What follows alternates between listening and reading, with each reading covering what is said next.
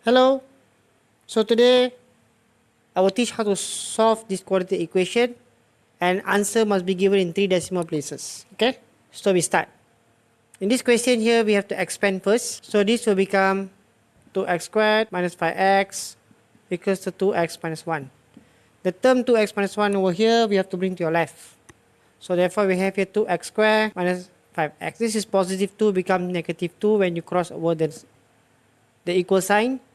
Negative 1 will become plus 1. Reduce this term here because they are same. 2x squared minus 7x plus 1 equals to 0. A is 2, B is negative 7, C is 1. We cannot do factorization, it's quite difficult. So we do the formula negative B plus minus square root B squared minus 4AC over 2A. So what we can do now is substitute your B and also your B squared minus 4 times A, 2 times 1 divided by 2A. A is 2. So therefore, reduce these terms here. Negative negative become positive 7. 49 minus 8 is 41. Divided by 2 times 2 is 4. So we will get the answer. We have two valid answer here, which is 3.351 or 0.149.